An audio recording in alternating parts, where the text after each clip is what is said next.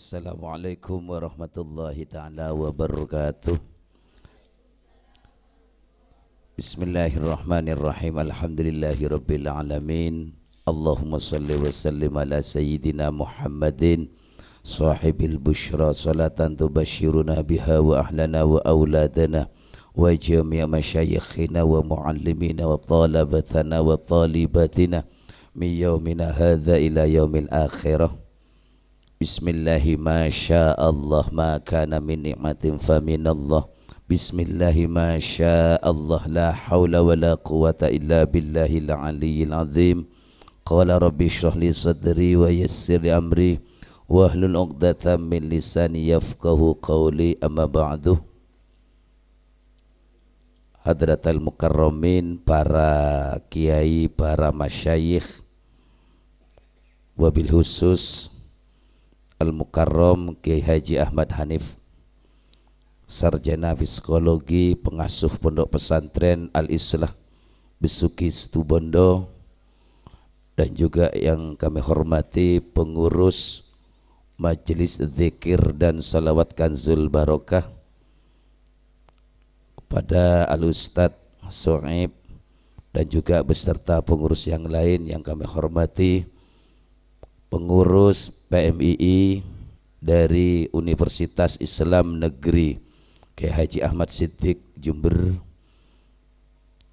dan juga mahasiswa-mahasiswi yang dari UIN khas Jember, beserta santriwan dan santriwati Pondok Pesantren Al-Islah Besuki Situbondo yang sangat berbahagia, bersyukur kepada Allah Subhanahu wa Ta'ala atas segala nikmat yang telah dilimpahkan kepada kita, sehingga kita bisa bermuajahah, bertatap muka dalam keadaan sehat walafiat.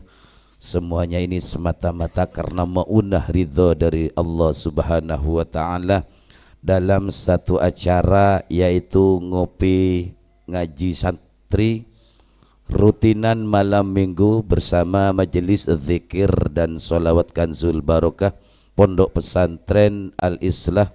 Mudah-mudahan acara pada malam hari ini membawa manfaat dan barokah kepada kita semua, amin ya rabbal alamin. Salatullah ma'assalam senantiasa kita haturkan kepada baginda Rasul Muhammad sallallahu alaihi wasallam. Semoga syafaat beliau selalu dilimpahkan kepada kita semua, amin ya rabbal alamin. Hadirin santriwan dan santriwati yang berbahagia, adapun rangkaian acara sebagai berikut.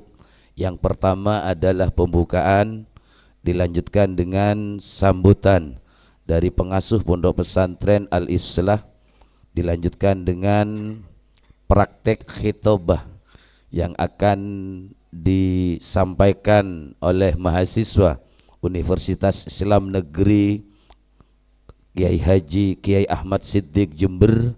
Dalam hal ini akan disampaikan oleh Ananda Ahmad Fatur Rahman.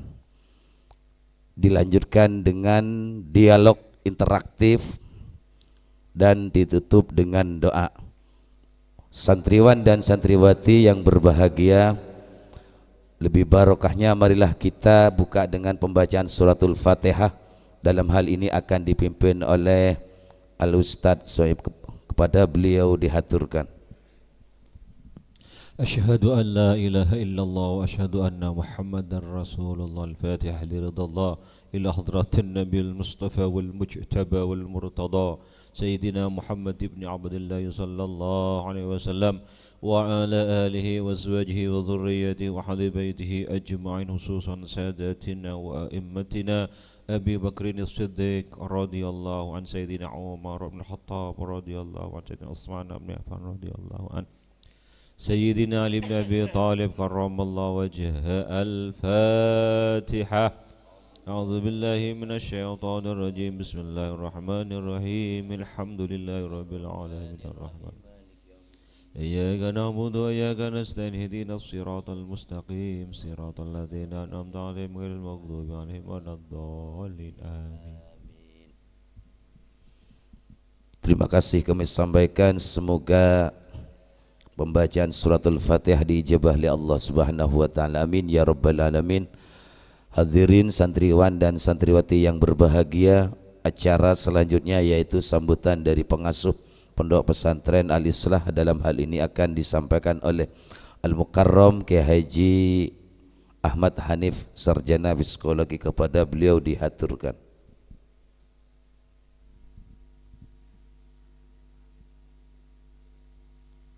Assalamualaikum warahmatullahi wabarakatuh.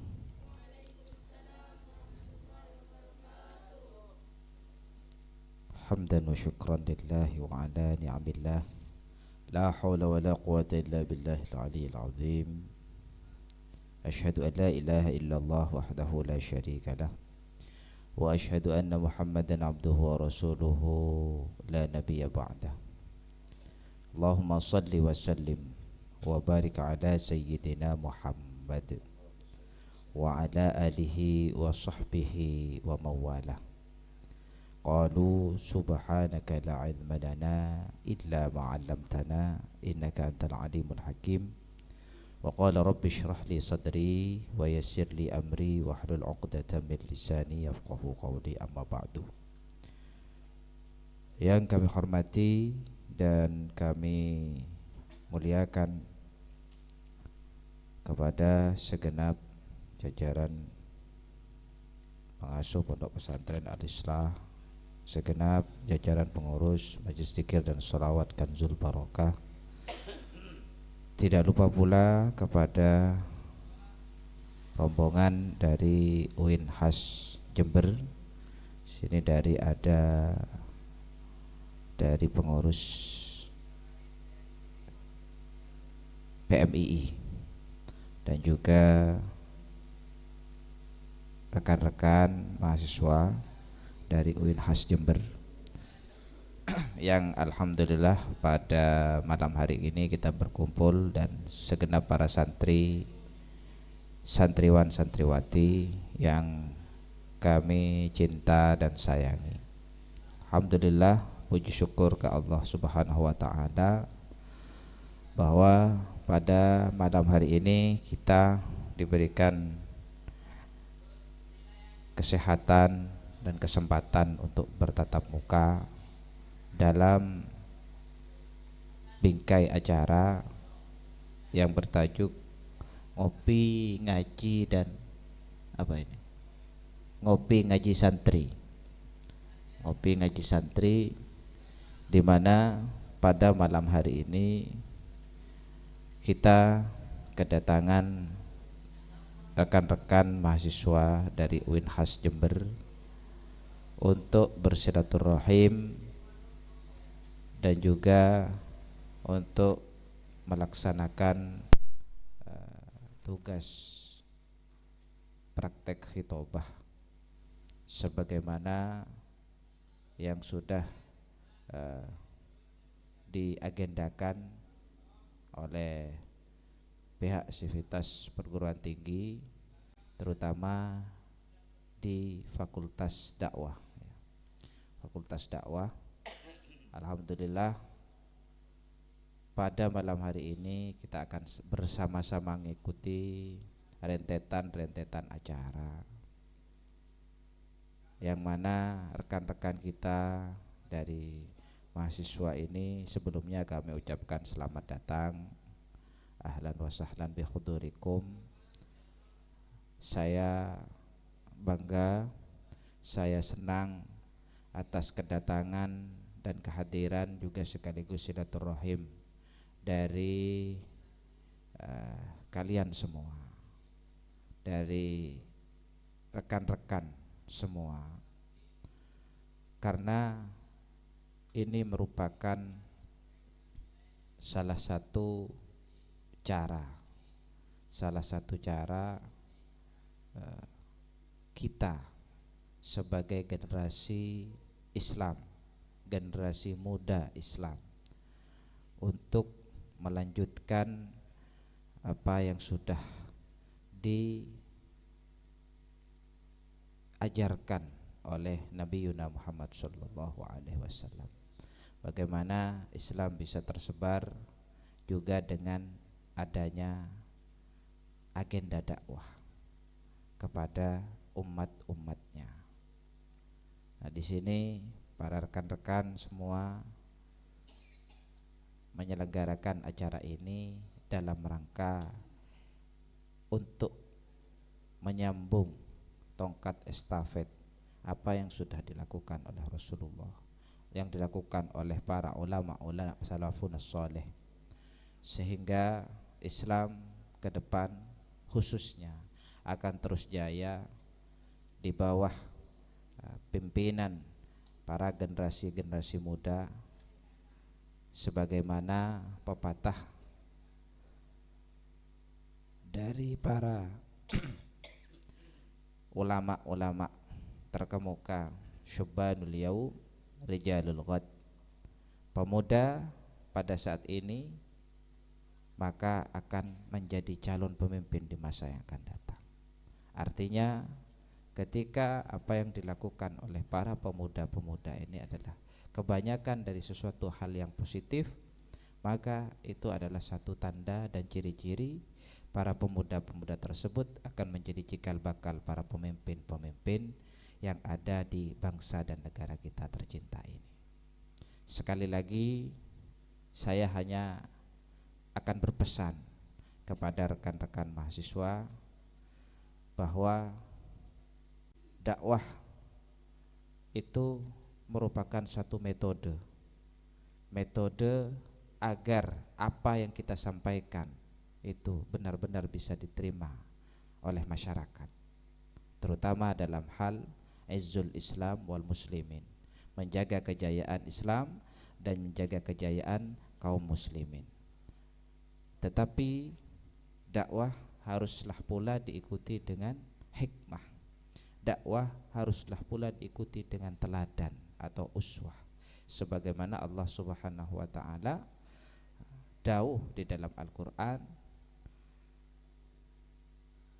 bahwa sesuatu ajaklah ud'u ila sabili rabbika bil hikmati wal mau'izatil hasanah. Ajaklah ke jalan Tuhanmu, jalan kebenaran. Orang-orang yang tersesat, orang-orang yang sedang bingung, orang-orang yang sedang dilanda kegundahan, kebimbangan dan sedang berada dalam kegelapan, bil hikmati wal mau'izatil hasanah, dengan hikmah dan nasihat-nasihat yang baik. Artinya kenapa Allah di sini dalam dawuh pertamanya itu mengutamakan bil hikmati, kenapa kok tidak mau'izati hasanah dulu? Karena memang ada pesan-pesan khusus, suatu hal-hal yang sangat filosofis, bahwa hikmah adalah tetap lebih utama daripada nasihat-nasihat yang baik. Kita tahu masyarakat akan jemu, masyarakat tidak akan mengikuti kita ketika hanya kita memberikan nasihat-nasihat namun kita tidak memberikan hikmah-hikmah yang baik. Para ulama-ulama terdahulu lebih kepada memberikan hikmah, kemudian hikmah itu diikuti dengan nasihat-nasihat yang baik, sehingga orang yang kita nasihati otomatis akan mengikuti apa yang kita mau dan apa yang kita maksudkan. Semoga apa yang menjadi tujuan daripada rekan-rekan Unhas ini memberikan hasil yang baik, dan kemudian outputnya nanti memberikan manfaat yang luar biasa bagi masyarakat, terutama bagi diri kita sendiri, sehingga menjadi generasi-generasi penerus bangsa yang betul-betul bisa diandalkan dan betul-betul bisa menjadi orang-orang yang dibanggakan oleh Rasulullah Muhammad SAW. Mungkin ini yang bisa kami sampaikan, sekadar sekapur sirih dalam penyambutan. Sekali lagi selamat datang di tempat kami, di gubuk kami, Pondok Pesantren Al-Islah. Semoga silaturahim ini bisa terjadi dengan baik, dan semoga apa yang kalian tuju, apa yang kalian agendakan di sini benar-benar mendapatkan manfaat yang luar biasa dan bermanfaat bagi kita semua. Amin ya rabbal alamin. Mungkin ini yang bisa kami sampaikan, kurang lebihnya mohon maaf. Hadanallahu wa iyyakum ajma'in. wallahul muwaffiq ila aqwamit thariq. Assalamualaikum warahmatullahi wabarakatuh. Assalamualaikum warahmatullahi wabarakatuh. Demikianlah sambutan dari pengasuh Pondok Pesantren Al-Islah. Semoga apa yang disampaikan beliau dijadikan pencerahan bagi kita, khususnya kepada mahasiswa dari UIN Khas Jember. Amin ya rabbal alamin. Sahabat-sahabat santriwan dan santriwati yang kami hormati, memasuki acara yang ketiga, yaitu khitobah, praktek khitobah yang akan disampaikan oleh Ananda Fatur Rahman Pratama. Kepadanya dipersilahkan.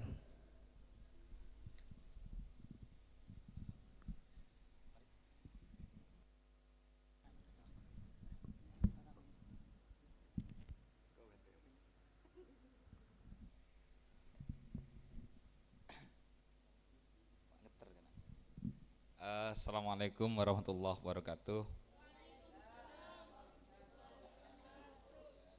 Alhamdulillah, salatu wassalamu ala rasulillah.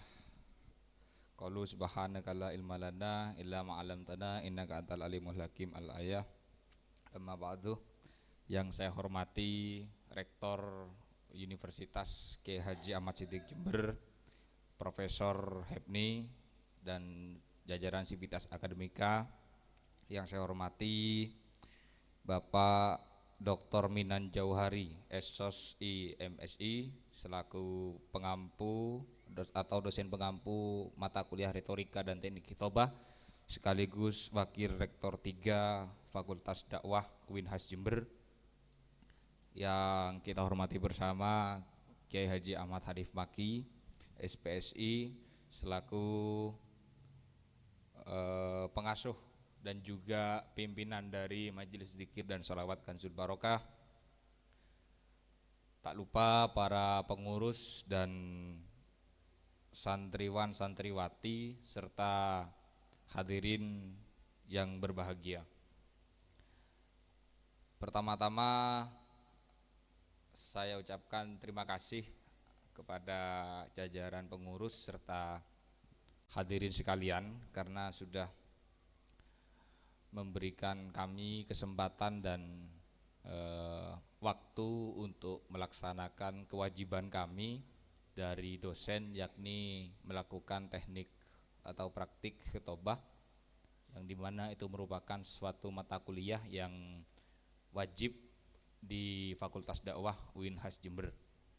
Jadi ketika saudara-saudara, sahabat-sahabat semua kuliah di UIN Khas Jember mengambil jurusan Fakultas Dakwah, dalam hal ini komunikasi penyiaran, maka nantinya juga akan mengalami apa yang kami alami saat ini, menyapa masyarakat secara langsung, karena KPI adalah merupakan mata kuliah sosial yang menyentuh langsung kepada masyarakat. Oh ya, hampir lupa juga senior saya dari PMI Rayon Fu'ah, Fakultas Usuluddin, Adab dan Humaniora. Ini beliau ahlul kitab ini, bagian gondrongan, aktivis sekali kalau tambangnya ini. Dan juga sahabat saya, sahabat Afan Kurniawan, juga teman sekelas dari Bondowoso. Nanti kenalan sendiri untuk nama dan nama IG-nya bisa ditanya. Selanjutnya apa ya? Jadi bingung ini kalau di depan umum ini. Perkenalkan, nama saya Muhammad Fatur Rahman Pratama, asal dari Besuki, semester 3 UIN Khas Kiai Haji Ahmad Siddiq Jember, prodi Komunikasi Penyiaran Islam, Fakultas Dakwah.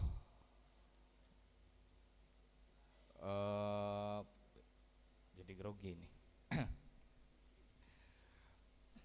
Selanjutnya marilah kita haturkan puja puji syukur kehadirat Allah Subhanahu wa taala yang telah memberikan limpahan nikmat dan taufik serta hidayah kepada kita, sehingga kita ditakdirkan berkumpul bersama, bertemu, bertatap muka pada malam yang insya Allah penuh berkah ini. Salawat serta salam terlimpah curah ke junjungan kita manusia idola kita, pemimpin abadi kita, Nabi Yuna Muhammad sallallahu alaihi wasallam.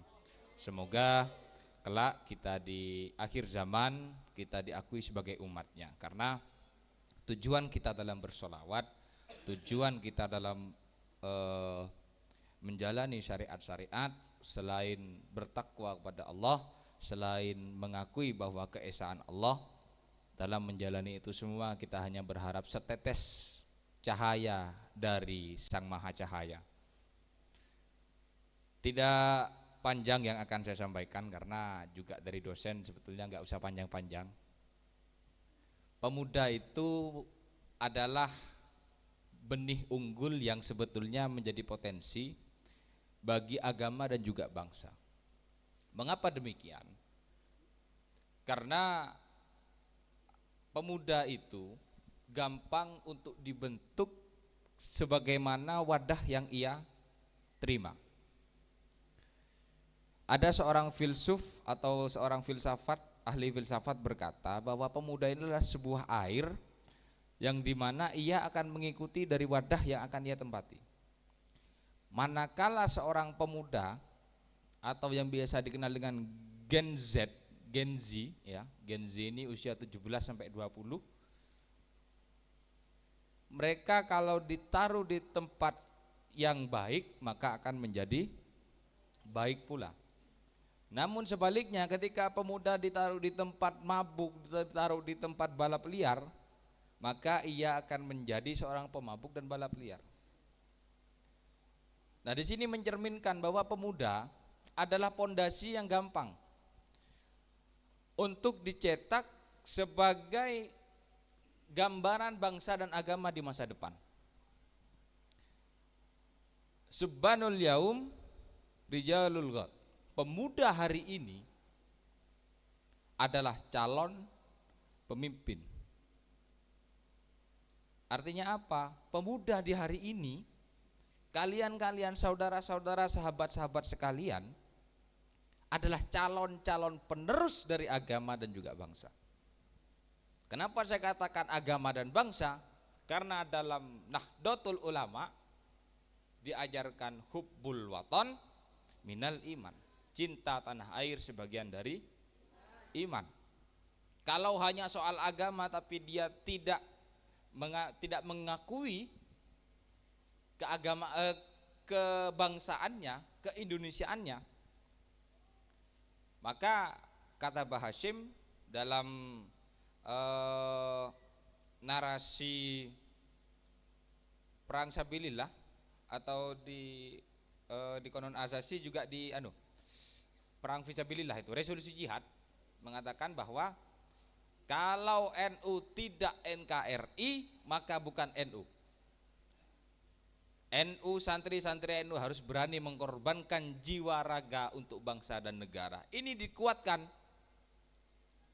oleh pernyataan Kiai Haji Raden As'ad Samsul Arifin ketika tahun 1984. Ketika gundah gulana adanya pemaksaan dari Presiden Soeharto untuk mengakui asas tunggal Pancasila, maka Kiai As'ad lah yang mengaku Pancasila itu tidak merusak tauhid dan akidah agama.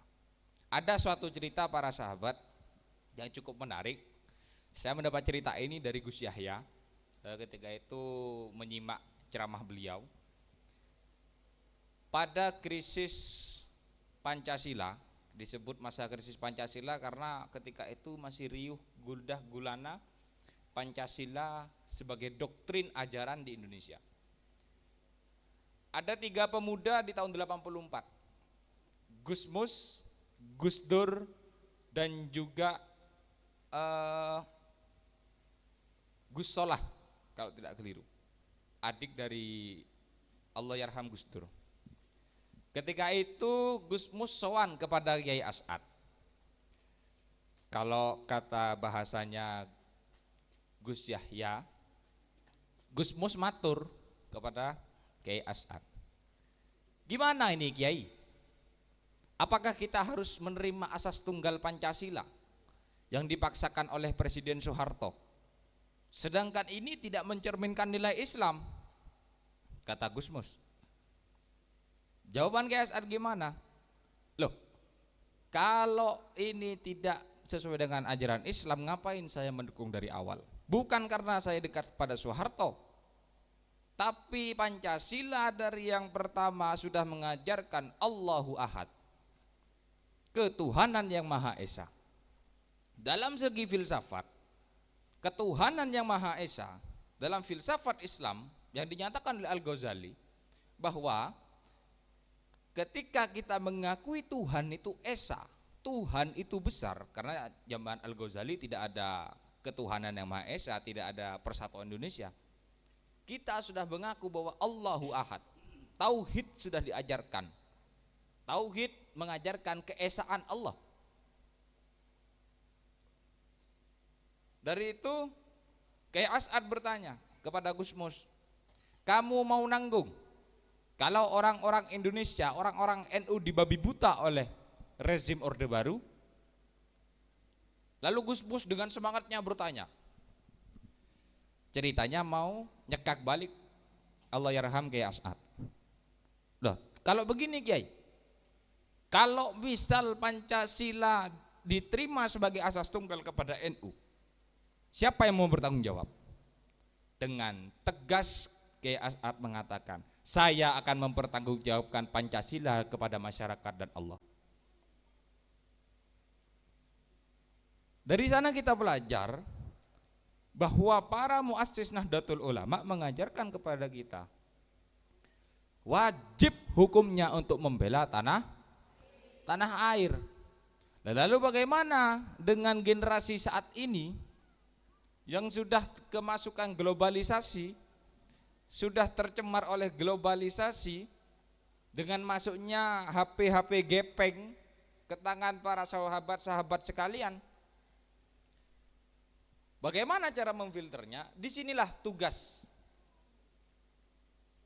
para guru, para orang tua untuk mendidik para Gen Z sekalian agar tetap menanamkan cinta tanah air dan juga keislamannya.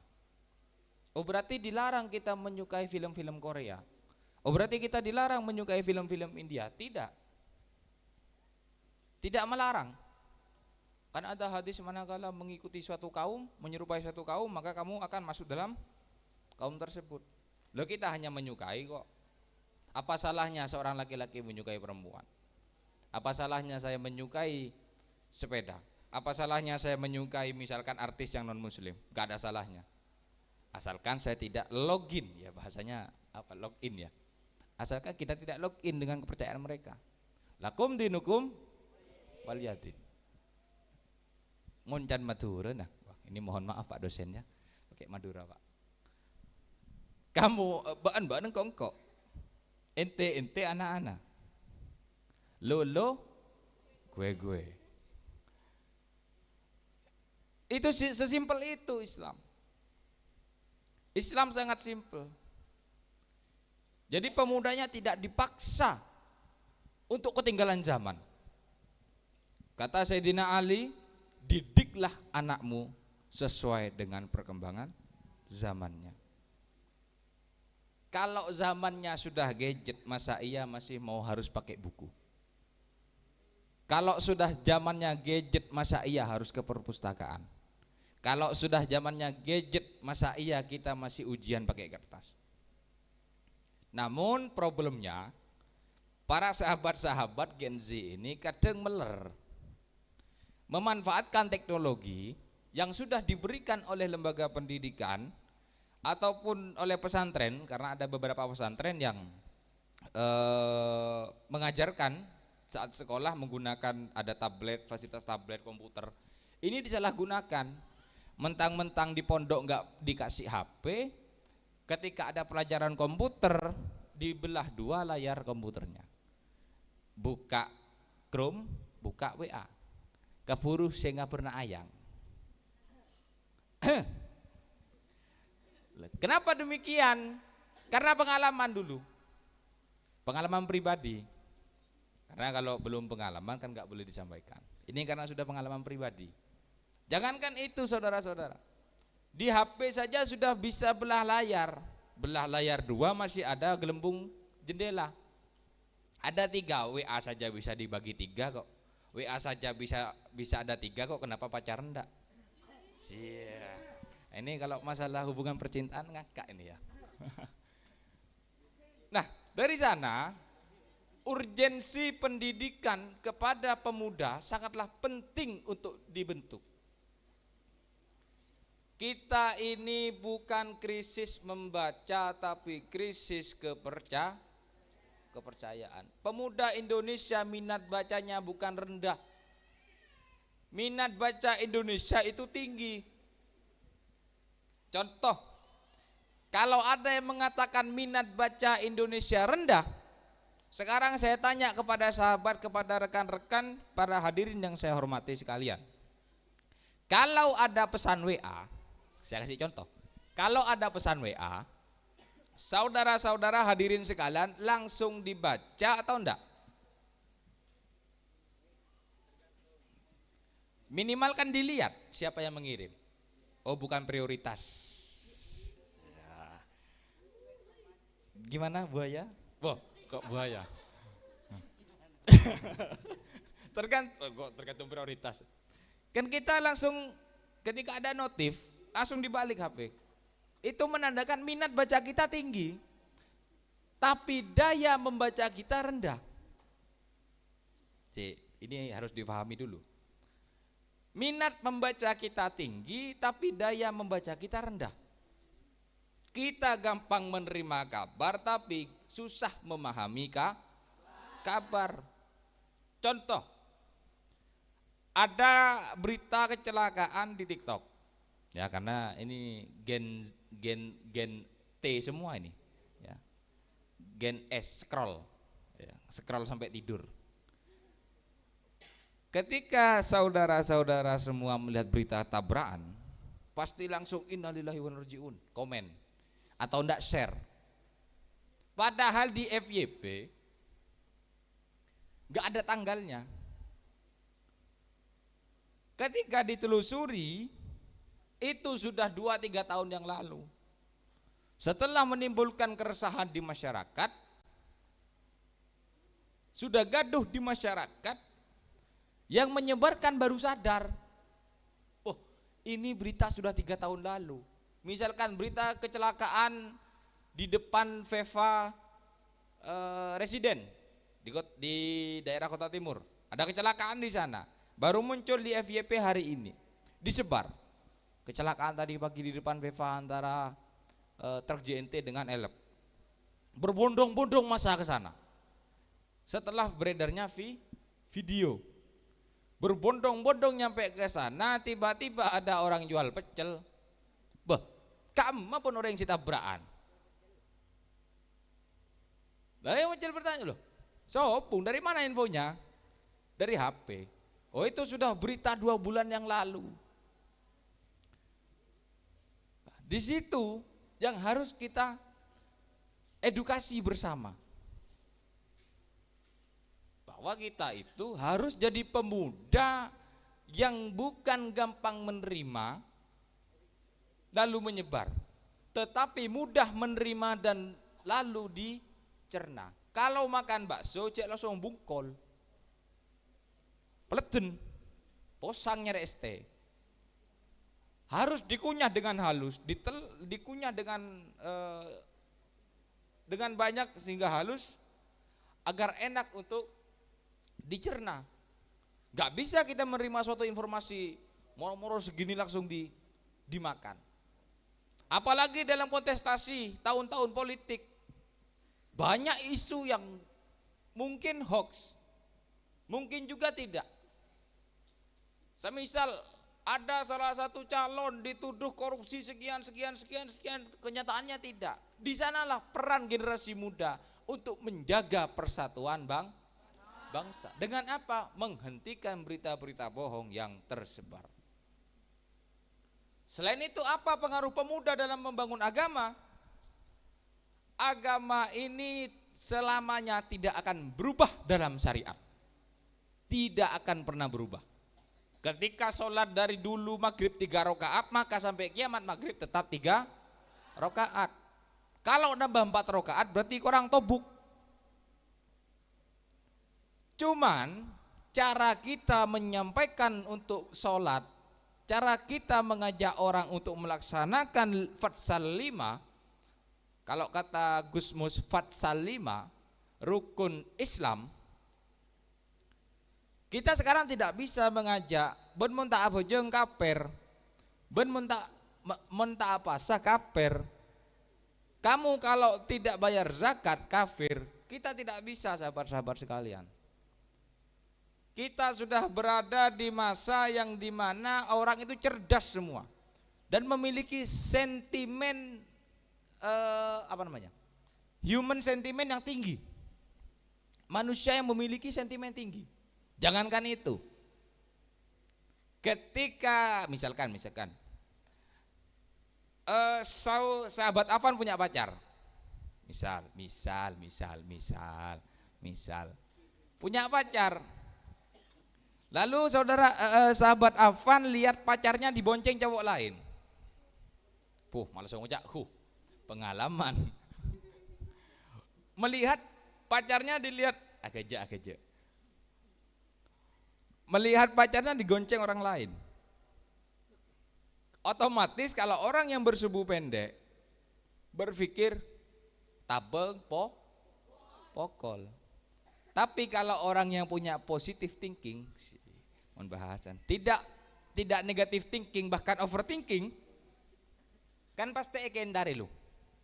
Ekendare kita kune sih kune. Sahabat ben gak sih. Enjak ngeteraki ke iyalah.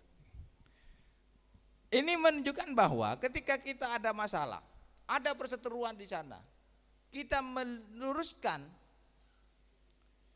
dengan baik, dengan benar, kita mendiskusikannya, maka semua clear. Itu yang harus dilakukan oleh pemuda saat ini. Ketika ada orang yang misalkan sholat maghrib 4 rakaat, kita nggak bisa tangkap. Kita dekati dulu. Apa landasan saudara melaksanakan sholat 4 rakaat? Walaupun kita sudah tahu bahwa itu salah, tapi demi menjaga agar tidak terjadi keributan, haruslah dengan cara berdiskusi, harus dengan cara pendekatan diri. Mau dapatkan seseorang kan harus mendekatkan diri. PDKT, HTS, BDS, PDKT, HTS lalu jadikan. Nah, ini gampangannya gitu. Bukan hanya HTS lalu tinggalkan, bukan. Ya. Setelah kita mendekati apa dasar saudara melakukan sholat 4 rakaat, sholat maghrib 4 rakaat, dasar saya begini, barulah kita mengeluarkan sedikit demi sedikit. Tidak bisa saudara, maghrib ini 3 rakaat. Mana dalilnya? Di Al-Quran tidak ada. Di Al-Quran tidak ada yang mengajarkan bahwa sholat maghrib 3 rakaat. Yang ada hanya dirikanlah sholat. Bagaimana sholat itu didirikan? Dari Nabi Muhammad Sallallahu Alaihi, beliau menyontohkan dengan gerakan. Sholat dulu 3 rakaat, lalu sahabat bertanya, apa yang kau lakukan ya Rasulullah? Aku sholat. Sholat apa namanya? Maghrib. Begitu pula ketika Isya, beliau sholat 4 rakaat ya Rasulullah. Sholat apa lagi itu? Gerakan apa lagi itu? Itu sholat Isya 4 rakaat. Oh gini caranya sholat. Setelah itu barulah sahabat menulis yang kita kenal dengan hadis. Kalau orang mengatakan kita harus kembali pada Al-Quran, Al-Quran tidak mengajarkan sholat, Al-Quran tidak mengajarkan seberapa besar kita bersedekah, Al-Quran tidak mengharamkan narkotika, Al-Quran tidak mengharamkan babi. Kalau kita kembali pada Al-Quran, kita mengambil hukum hanya pada Al-Quran, Maka mungkin saat ini narkotika dihalalkan karena yang ditulis dalam Al-Quran adalah khamr, yang memabukkan. Apakah dijelaskan di sana khamr itu apa saja? Tidak ada. Ada namanya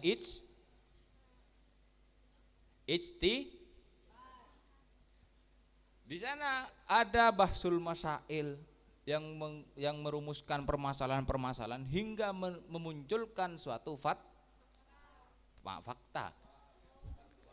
fatwa.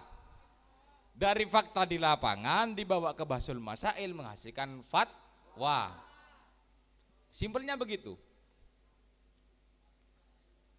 Kalau pemuda sekarang langsung bermuntah bojong kafir, saya yakin pemuda sekarang tidak akan ada yang sholat karena lebih banyak jinah tepung iman.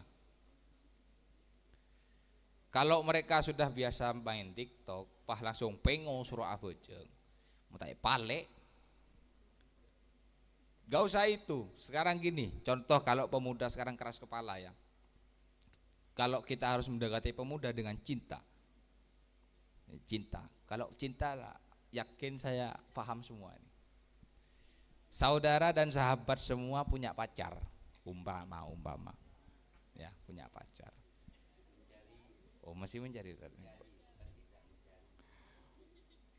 Sahabat ketika ditelepon ayangnya, ayang atau baby, ya, beb apa? Tulisannya BB, BB, B. Ketika angin kencang, cenderung berlap kelapa. Setelah ngecerbut anginnya, genteng yang kak pacar ngebel. Yang bakso yang jalan tak jalan jelake. Jalan tak jalan jelake. Jalan. Kenapa? Karena takut diputusin. Coba balik setia. Kalau disuruh sama nyelok emak, ibu, mama, papi, bunda, disuruh emak ya, ibu, ketika tahu saojan, tera are, soro melebuja, ya den, paling 5 lagi main ML, jong lagi bujo jong, panas mak, tak tahu panas, jalan tibi di sok keduaan. Karena apa? Sudah tidak ada ikatan cinta antara orang tua dengan anak. Sekarang orang salah artikan broken home. Mereka menganggap tidak punya rumah tempat bercerita hingga mencari pasangan untuk melampiaskannya. Semua kalau kata Nun Hafid ya, semua karena cinta. Kalian mondok di sini itu karena cinta. Kalian mengaji di sini itu karena cinta. Kalian hadir ke sholawatan itu karena cinta. Kalau tanpa cinta, bagai taman tak berbunga. Semua harus dilandaskan cinta para sahabat sekalian. Kalau kita pendekatan kepada masyarakat sudah dengan rasa cinta, maka kita dengan gampang menggiring untuk mengikuti kita.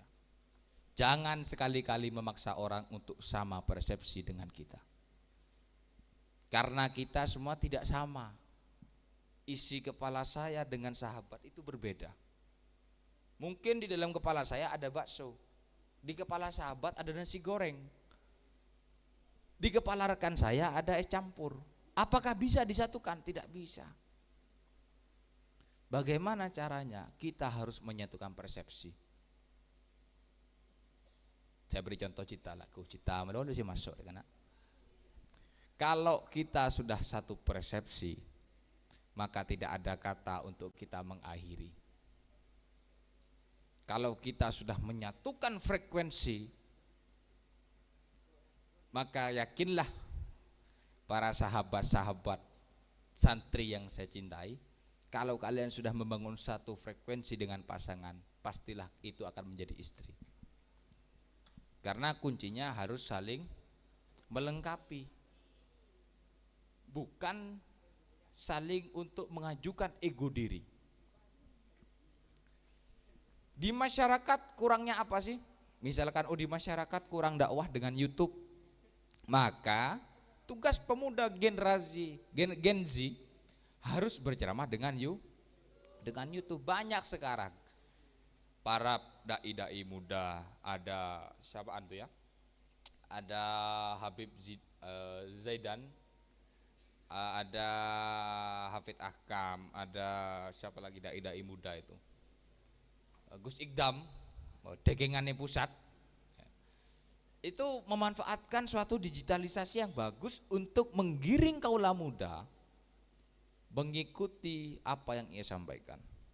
Apakah Gus Ikdam melarang orang mabuk untuk mengikuti majelisnya?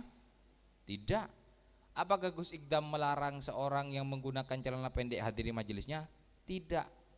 Beliau membuat nyaman dulu, lalu beliau giring. Bukan nyaman lalu ditinggalkan, maka akan tersesat di jalan.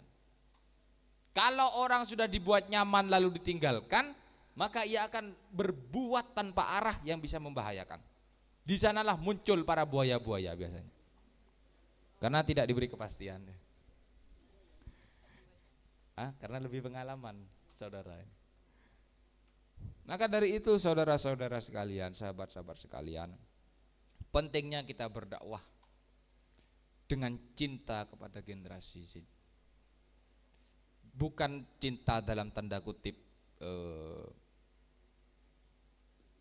hubungan antara men and girl, bukan, tapi cinta antara hati dan hati.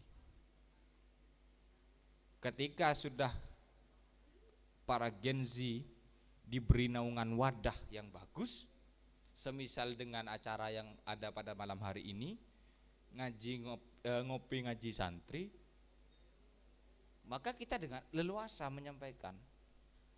Maka generasi milenial, generasi Z saat ini akan lebih tertarik untuk melakukan, Islam itu ternyata rahmatan lil alamin. Islam itu rahmat dan penuh rahmat. Islam itu bukan cuman sekedar mengajarkan syariat saja, tapi Islam mengajarkan kemanusiaan. Islam mengajarkan persatuan, at-tasamuh, kita harus toleransi, harus berdiri iktidal, harus berdiri tegak lurus pada keadilan. Islam berarti itu ketika kita terima dengan utuh, Islam itu indah, Islam itu nyata, Islam itu bisa digenggam. Karena selama ini banyak generasi milenial yang merasa di mana Tuhan itu ada, di mana Tuhan itu ada. Ketika kita terpuruk, Tuhan kok tidak ada. Kalian pasti sering merasa ketika kalian ada di bawah, titik terendah, di titik di mana merasa kalian manusia paling hina, kalian pasti menggugat kepada Tuhan. Di mana engkau Tuhan? Katanya ketika hambanya susah engkau ada. Engkau selalu berada di samping hambanya. Tapi kenapa saat ini ketika hamba susah dan gundah gulana engkau hilang entah kemana? Lalu Tuhan, ini saya mainkan perandaian dari Gusmus. Tuhan dengan indah menjawab, wahai hambaku, sebetulnya yang pantas bertanya itu aku. Selama ini ketika aku berada di sampingmu, adakah engkau mengingatku? Adakah engkau menyebut namaku? Adakah engkau membayangkan aku hadir dalam tidurmu? Kebanyakan sekarang pemuda ketika sudah diputus cinta, mereka merasa orang paling susah di dunia. Tidak ada orang yang susah lain selain dirinya. Sampai rela scroll TikTok dan feed IG untuk mencari kata-kata yang pas dengan kehidupannya. Padahal Tuhan itu ada saat kita susah dan senang. Dan milenial Gen Z seperti sahabat-sahabat ini lupa. Ketika ada muncul pertanyaan di manakah Tuhan itu berada, berarti tauhid saudara diragukan. Allahu Ahad, ketika kalian mengatakan Allahu Ahad, asyhadu alla ilaha illallah, itu sudah goyah dalam hati saudara. Dan itu menjadi urgensi yang sangat fundamental. Apa bahasa anunya itu? Kepentingan yang sangat mendesak, urgensi fundamental yang dialami, krisis yang dialami. Kalau dulu krisis ekonomi, sekarang krisis ketuhanan yang dirasakan oleh pemuda. Maka pesan saya kepada sahabat-sahabat sekalian, jadilah seorang pemuda yang tegak lurus kepada agama, cinta kepada negara, dan membuat bangga orang tua. Gak usah saudara-saudara sekalian berkeinginan tinggi untuk memajukan bangsa terlebih dahulu. Cintai keluarga, cintai orang tua, laksanakan agama, baru saudara-saudara membangun sebuah bangsa. Tidak usah menjadi presiden, bupati, RT, RW, tidak usah. Dengan saudara-saudara belajar tekun menjadi seorang santri, memberikan pemahaman keagamaan yang luar biasa kepada masyarakat, menanamkan cinta tanah air kepada masyarakat, itu sudah merupakan nilai perjuangan dari saudara-saudara sekalian untuk membangun bangsa dan negara. Kesimpulannya dari yang saya sampaikan, bahwa pemuda saat ini tidak boleh untuk ketinggalan zaman dalam melaksanakan kehidupan maupun keagamaan. Harus update lah. Sekarang ada Twitter, ada TikTok, ada Telegram, ada Line, ada Facebook. Facebook udah agak lama. Itu saudara pergunakan untuk menambah wawasan keagamaan. Bukan berarti pesantren tidak penting, tetap penting di sana. Karena pesantren sanad keilmuannya jelas. Sedangkan dalam media sosial kita harus meneliti dulu. Jangan nanti kalian mendengarkan bahasa lama, atau apakah keliru kita mendengarkan? Tidak keliru. Cuman dari segi sanad,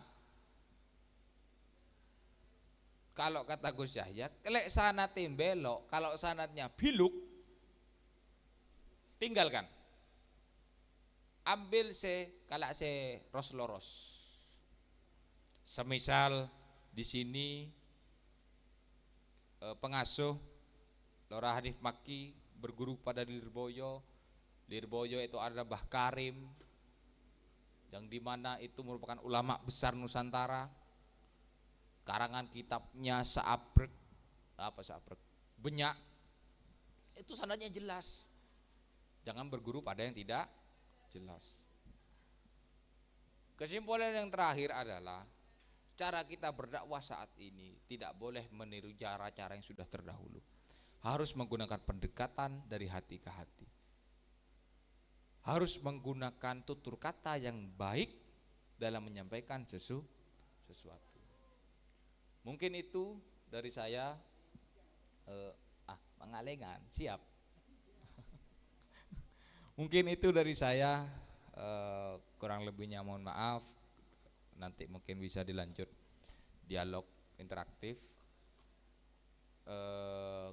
Dari kekurangan datangnya dari saya, kelebihan itu semata punya Allah. Ihdinas siratal mustaqim. Assalamualaikum warahmatullahi wabarakatuh. Kita aplaus dulu kepada kedua mahasiswa. Baik, sahabat-sahabat santri yang saya hormati, praktek dari kedua ananda ini telah kita dengarkan bersama-sama. Yang pertama dari Muhammad Fatur Rahman Pratama. Yang ini ada beberapa poin yang kami tangkap. Yang pertama adalah bagaimana metode berdakwah di era milenial ini. Kenapa? Karena ini sama dengan saya sendiri, moderator, sama-sama Fakultas Dakwah jurusan Komunikasi dan Penyiaran Islam. Tapi tahun yang berapa puluh tahun yang lalu. Ya, anggaplah senior karena lebih tua.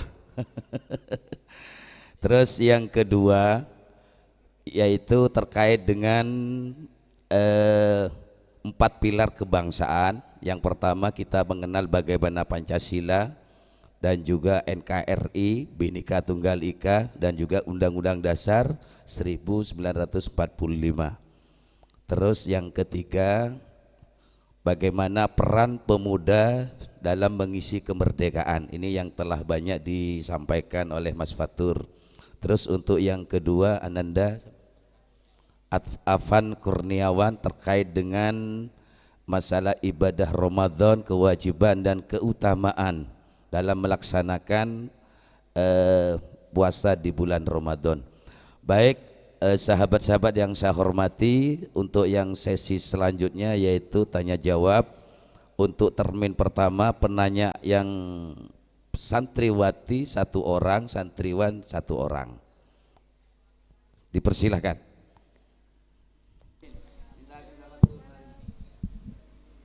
Assalamualaikum warahmatullahi wabarakatuh. Waalaikumsalam warahmatullahi wabarakatuh.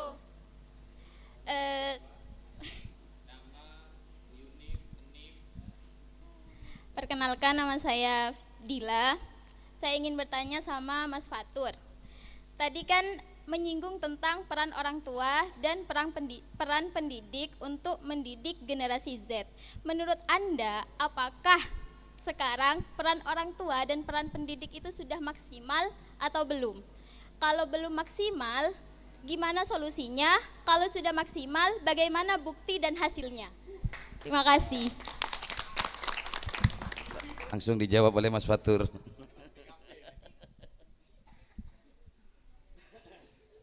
Baik, terima kasih sahabati yang sudah memberikan pertanyaan cukup gerah ini ya, karena pertanyaan sekelas mahasiswa ini. Apakah peran orang tua beserta pendidik sudah maksimal di era saat ini? Yang kedua, kalau iya, bagaimana buktinya? Sebetulnya jawabannya ini proporsional dan juga kondisional. Kita melihat dari segi apa dulu?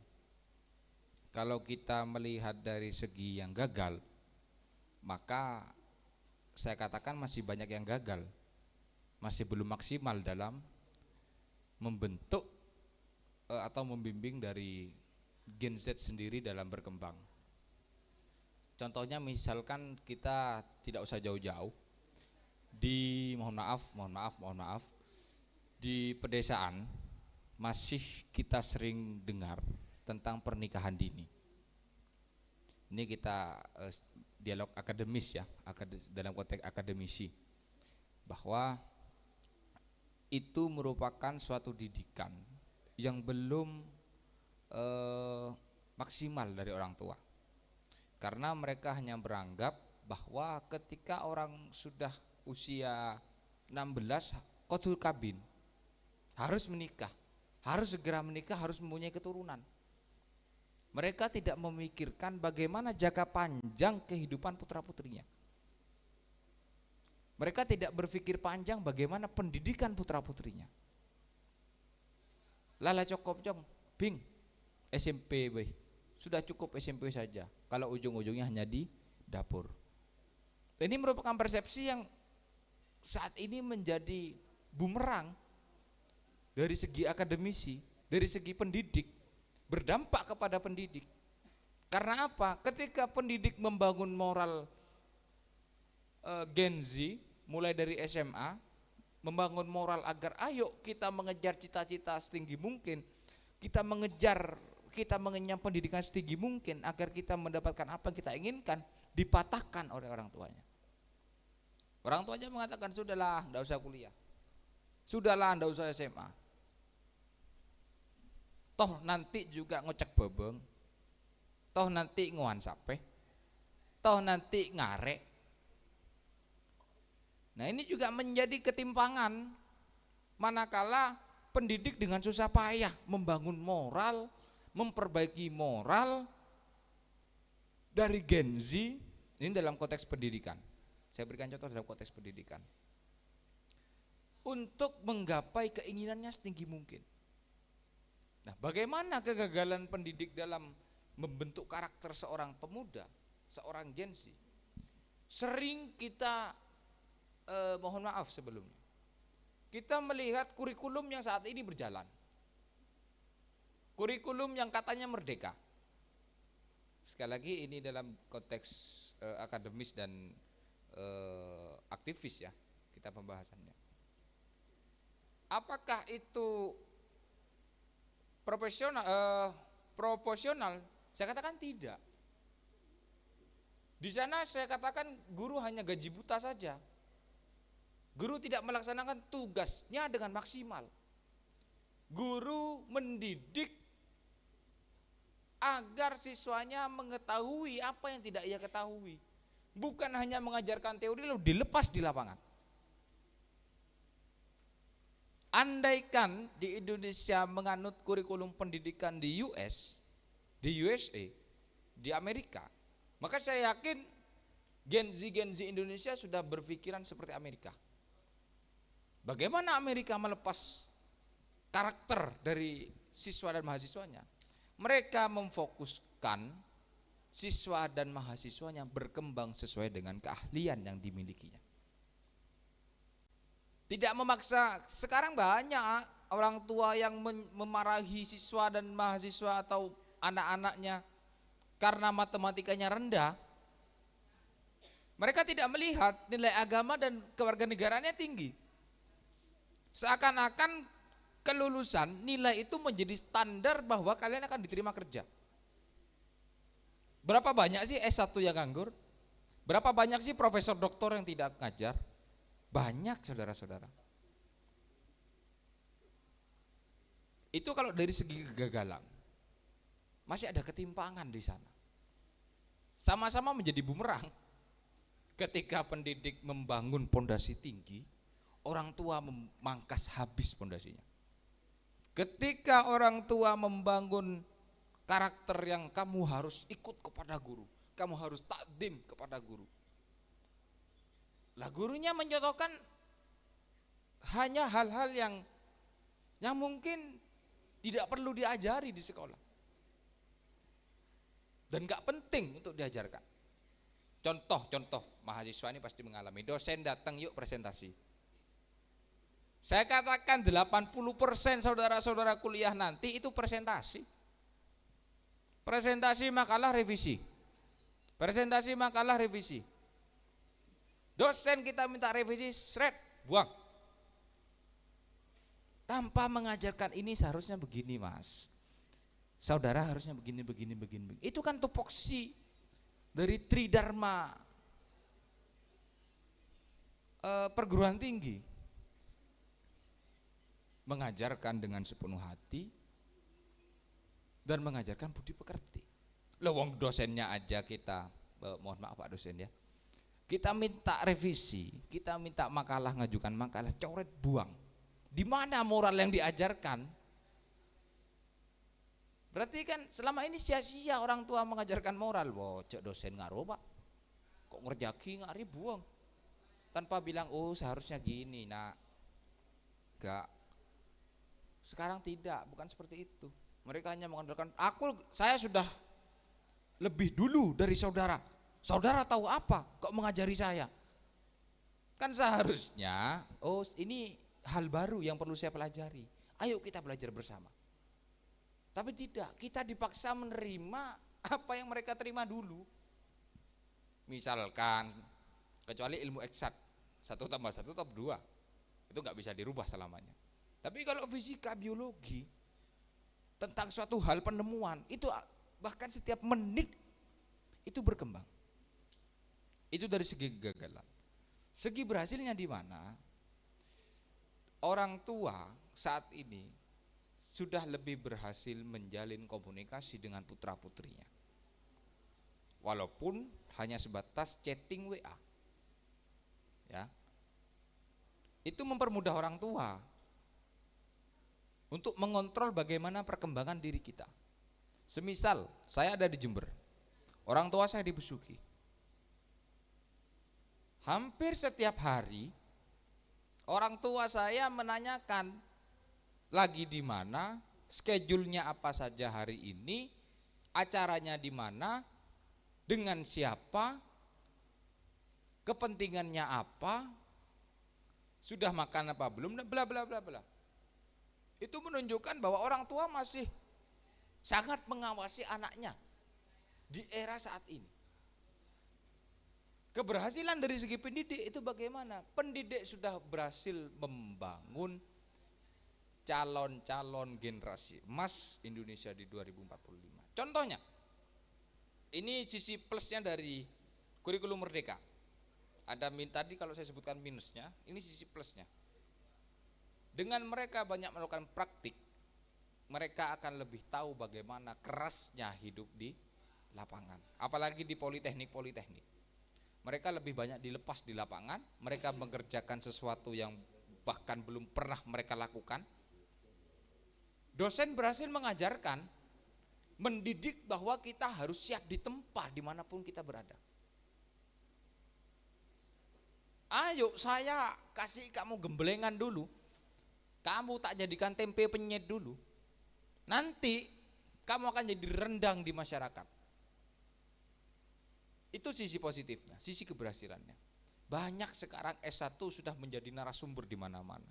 Banyak sekarang S1 bahkan belum lulus S1 sudah menjadi tokoh-tokoh pemuda di tempat-tempat lain. Contohnya teman saya, dia di Universitas Jember, dia di FISIP,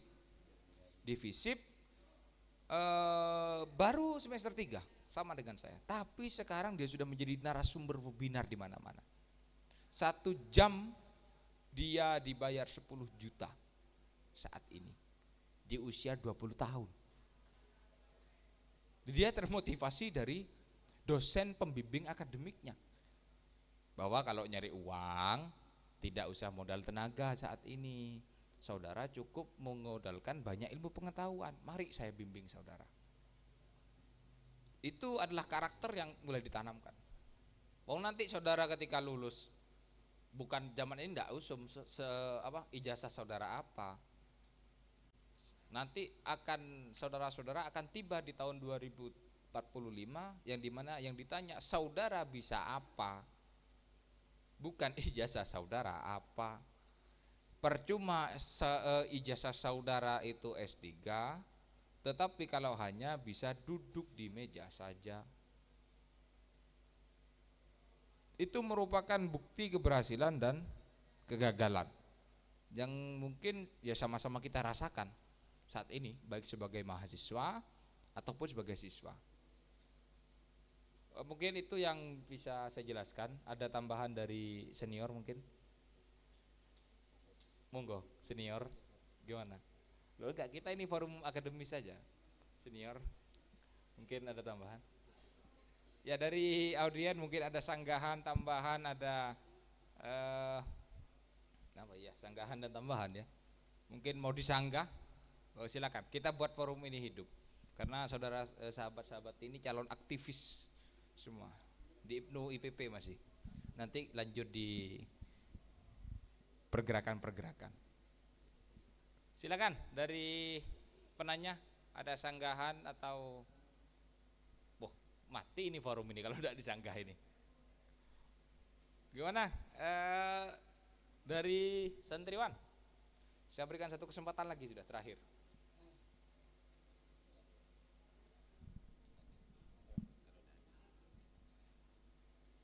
Sudah tidak ada ya? Oh ada. Oh oke, ngereng.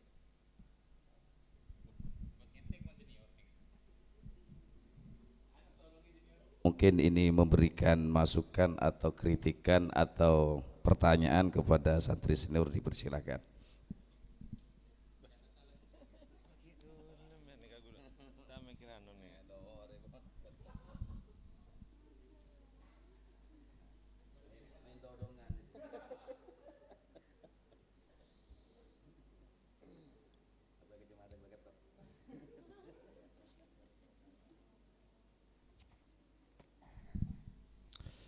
Baik, Assalamualaikum warahmatullahi wabarakatuh.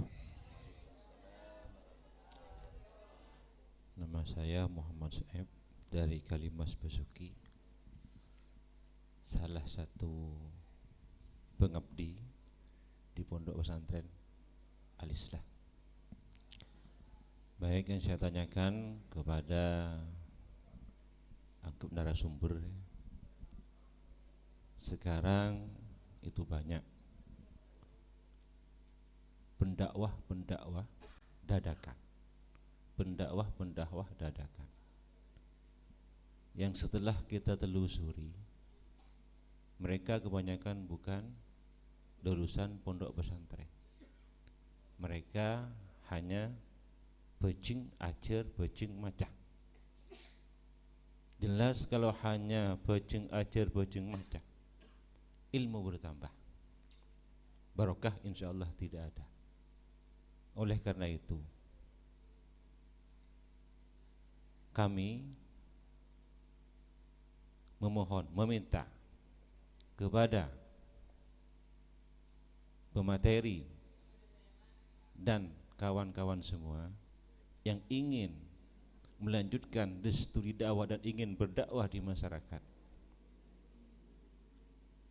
mari kita belajar ilmu, kaji ilmu, tapi jangan lupakan guru kita. Cek sampai kelopah ke gurunya. Kebanyakan di masyarakat sekarang itu lambek rawatan guru, lambek rawatan guru. Tade mantan guru. Satu huruf saja, kalau kata Sayyidina Ali, dia mengajar alif saja, dia sudah menjadi guru saya selama-lamanya. Bahkan saya pantas menjadi budaknya untuk selama-lamanya. Oleh karena itu, ini mungkin bukan pertanyaan tapi saran saja. Boleh Anda kuliah di mana saja, boleh Anda belajar ilmu di mana saja, tuntut ilmu setinggi mungkin, tuntut ilmu seluas mungkin, tapi jangan sampai ada dia dulu guru saya. Jangan sampai itu terjadi. Kalau itu sampai terjadi, maka ilmu Anda tidak akan ada barokahnya, sama sekali tidak akan barokahnya. Anda berdakwah kemana-mana, itu tidak akan memberikan bekas kepada audien yang Anda hadapi, itu pasti. Oleh karena itu, boleh Anda pinter ini dan itu, tapi jangan lupakan mereka-mereka yang berjasa terhadap Anda di masa kecil dulu. Itu termasuk orang tua Anda, guru Anda, sengaja alif ba ta ta, jangan lupakan mereka, karena barokah mereka insya Allah sampai akhir hayat Anda itu besar sekali.